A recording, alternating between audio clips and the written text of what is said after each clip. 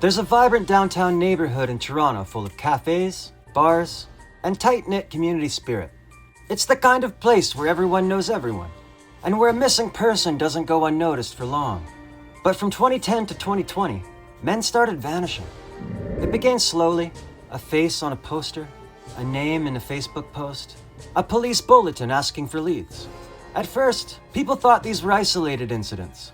People move, disappear for personal reasons, right? But in this case, the disappearances had an eerie similarity. Similar backgrounds, all gone without a trace. And in the background of it all, there was a man most people barely noticed.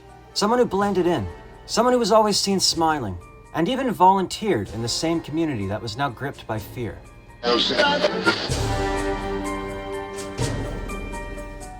In 2010, a man named Skandarsh Navaratnam vanished. He was last seen leaving a bar late at night. Police had nothing solid to go on. No body, no crime scene, no witnesses. His friends were worried, but without evidence of foul play, the trail went cold. In 2012, it happened again. Another man, Abdul Fiazi, disappeared. Then just months later, a third, Mahid Kayan. All three were well known in the neighborhood. All three had a loose connection to each other. And all three had some link to one particular man, Bruce McArthur. Still, there was no physical evidence tying anyone to the disappearances. It was a mystery, and a frustrating one.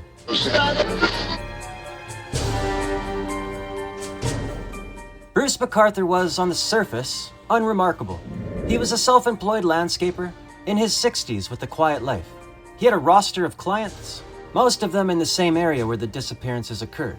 He kept plants healthy, lawns trimmed, and small talk friendly. He wasn't a shadowy figure lurking in alleys. He was the kind of guy people waved to from their porch. But beneath that mild-mannered exterior, he was hiding something terrible.